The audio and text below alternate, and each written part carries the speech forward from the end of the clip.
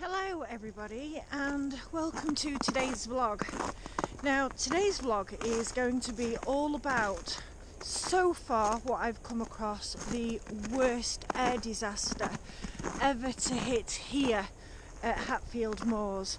As you can see, it's a beautiful crisp January morning this morning. There's ice everywhere. It's pretty treacherous underfoot. But when I tell the stories of these planes, especially due to the lives that were lost here, I do feel I owe a duty of care to get it right and to actually tell the stories in the exact places where these poor men, awful loss of young men's lives happened. For me, it brings me closer to the stories, and hopefully for you watching, it just gives the authenticity that I'm actually here on the moors where these planes did crash. I'm going to intersperse today's story with some photographs as well, which I think is really important to the narrative of this plane. But here goes. Here is the story of Halifax EB190, who had 8 crew on board at the time of the crash, and unfortunately, due to the crash, 6 young men lost their lives. On the 25th of July 1944, this 1667 heavy conversion unit aircraft took off from RAF Sandtoft airfield at around 01:45 hours for generally what would be regarded as a basic training flight, a night circuit practice. The aircraft had only been in the air for 2 minutes and was flying at 300 feet when it made a diving turn to the starboard and crashed just inside the Yorkshire border on fenland known as Hatfield Moor, a large area of natural peat bog. 4 crew members were killed directly in the crash, and although a further 4 were rushed to Doncaster Hospital, 2 of these died soon after, leaving only 2 gunners alive. An investigation concluded that the failure of both starboard engines was a main factor in the crash, and soon after takeoff the pilot could not keep control with only 2 engines working during the initial stages of climbing following the takeoff. The 8 gentlemen on board the plane that night were as follows: Pilot Officer Sinclair McKay-Laird, RAF VR, age 23, of Motherwell, Scotland, buried at Manchester Southern Cemetery in Lancashire. Air Bomber Sergeant Dennis George Edward Wilkins, RAF VR, age 20, of Hilsea, Portsmouth, buried Kingston Cemetery, Portsmouth in Hampshire. Flight Engineer Sergeant John Gerard MacLeod, RAF VR, age 24, of Paisley, buried at Hawkshead Cemetery at Paisley in Renfrewshire. Flight Engineer Sergeant Anthony Miles Salter, RAF VR, age 21, of Chipstead, Surrey, buried in Harrogate Stonefall Cemetery in Yorkshire. Navigator Pilot Officer Brian Wallace Henshaw Stalvies, RAF VF, age 21, of Nottingham, buried at Harrogate Stonefall Cemetery in Yorkshire. Wireless Operator Flight Sergeant Alan Leonard Cheetle, RAAF, age 20, of Bankstown, New South Wales, Australia. Died of his injuries, buried in Harrogate Stonefall Cemetery in Yorkshire.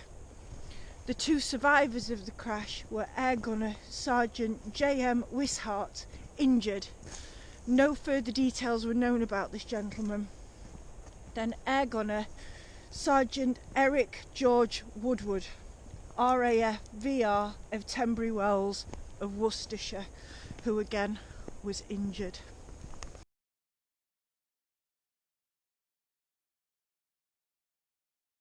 The photograph that you have just seen, that I've just posted, of the 7 young gentlemen, the main part of the crew of Halifax EB190 on the night that it crashed. Initially, very little was known of who was pictured here, but through the power of the internet, I'm pretty certain that they read left to right with only one unknown. Flight Sergeant Cheetle, RAAF, Sergeant E. Woodward, Sergeant D. Wilkins, Pilot Officer S.M. Laird, Pilot Officer B. Stalvies at the back, and H. Laird, and then at the very end is unknown.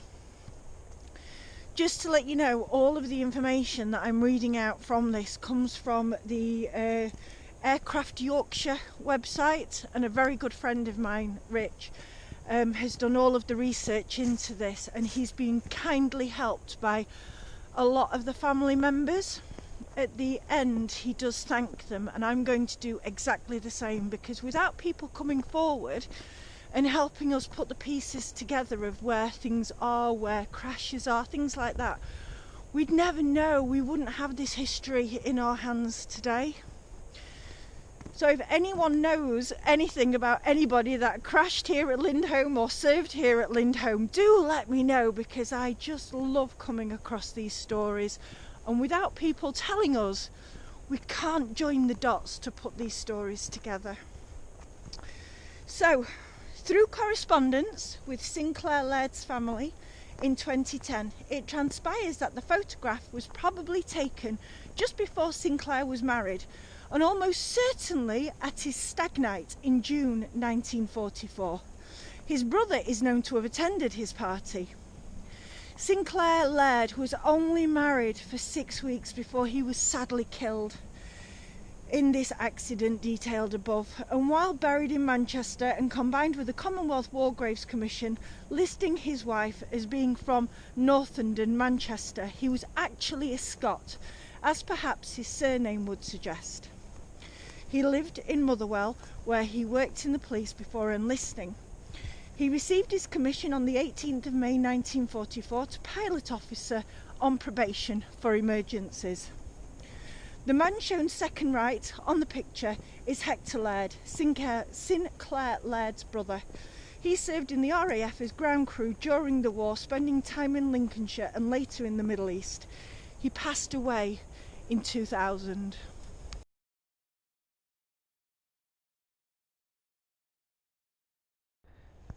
That photograph that I've just posted was Flight Sergeant Alan Cheetle, RAAF. The photograph was found on the Australian National Archives website. Sadly for the Cheetle family, their younger son, Flight Sergeant Riley Hilton Cheetle, was killed on RAF duty on 8th of February 1945, flying Lancaster ND 961 with 97 Squadron. He's buried in Eidenhoven Cemetery, Holland, and was also just 20 years old.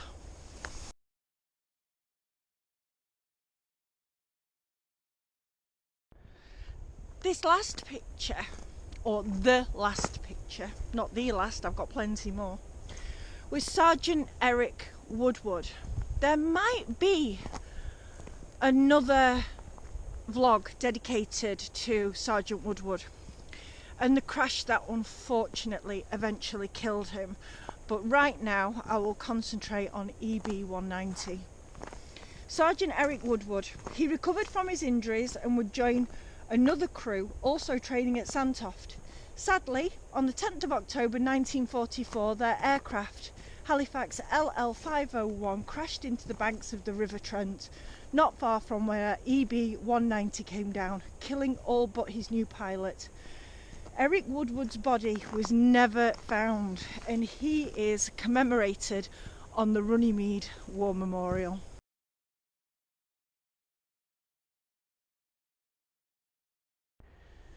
That photograph is Sergeant MacLeod's grave in Hawkhead Cemetery in Paisley, and Pilot Officer Stalvies and Sergeant Salter's graves in Harrogate Stonefall Cemetery.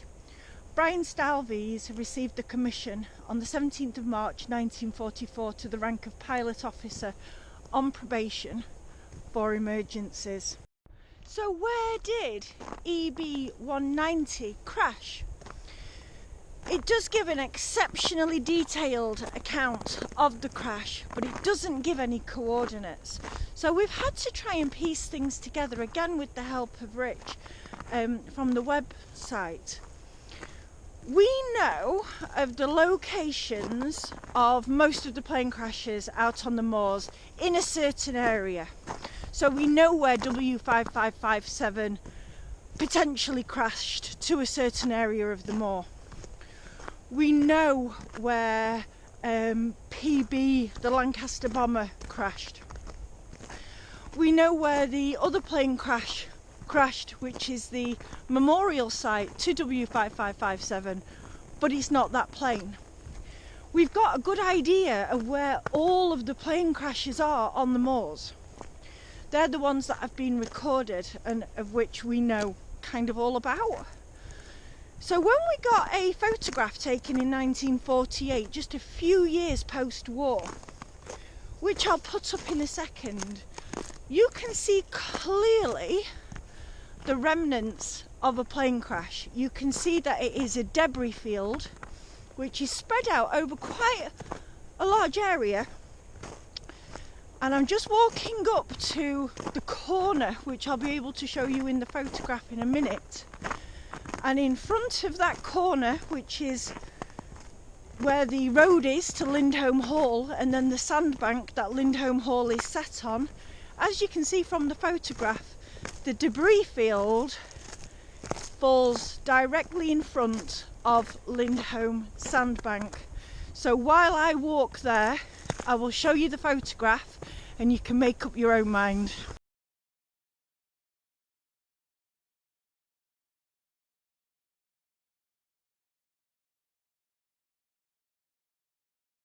So what do you think?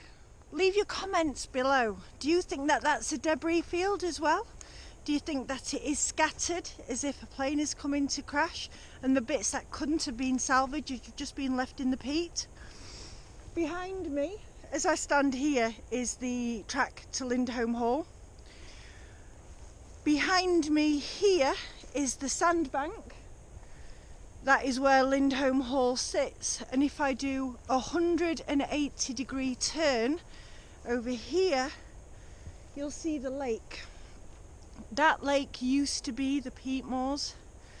That is exactly what you are looking at on the picture of the debris field, but most of it has been excavated for the peat, and it just leaves these lakes now, huge great lakes and great bodies of water. And this is where those 6 young gentlemen tragically died, aged between 20 and 24 years old. And as it mentioned, there is a photograph of 7 of them stood together on a stag do. That whole stag do was wiped out in this one crash.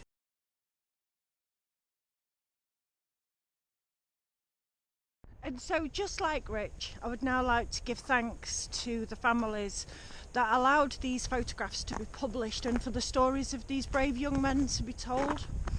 So at the end of the Yorkshire Aircraft piece about EB190, it says, "Many thanks to the now late Ruth Meeks via Tenbury Wells British Legion Chairman Mr. Roy Winton for allowing this photograph to appear here. Mrs. Meeks knew very little of her brother Eric Woodward's 2 accidents and was most pleased to learn where her brother died before she then passed away in spring 2010. It was my pleasure to assist her in this. My thanks also to Mr. P. Dan for contacting me to identify his uncle, Pilot Officer Stalvies, in the photograph shown above, and for the information he was kind enough to provide this account. My thanks also to Mrs. Senga Seaton, niece of Sinclair Laird, for contacting me to identify her uncle and for the additional information into his and her father's lives. I appreciate the contact from all of the families of these airmen, And also thank Mr. and Mrs. Hickin for contacting me in January of 2015 and identifying her mother's brother as being third from the left in the photograph of the crew shown above. The power of the internet at its best. Well, hopefully with this, if somebody sees this that's related to any of the gentlemen, which I have had before in some of my vlogs, which is wonderful when people reach out, please do comment below. If you know any more stories from RAF Lindholme or the surrounding peat moors that date back to the Second World War, or any plane crashes in this area I'm happy to cover, please do, again, mention below. I upload every single Thursday, or like this, when time allows, I do come out onto the moors and then I can upload these separately on a Saturday. My uploads usually take place at 4 o'clock, and if you haven't subscribed, please do subscribe. Also, if you could hit the like button for this video, that would be great, because the more attention we get from YouTube, the more it allows me to put stuff on here. So that would be really excellent. If you're not a subscriber, please subscribe. Thank you so much for watching. Take care.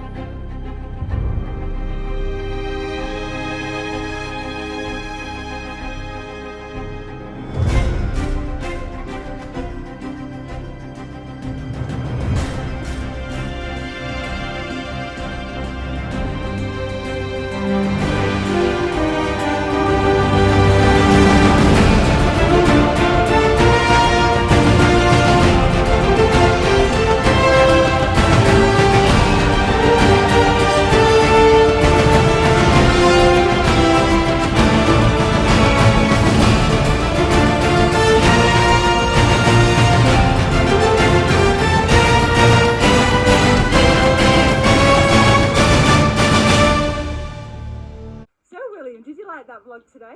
Yeah. And what do you do now? Hit that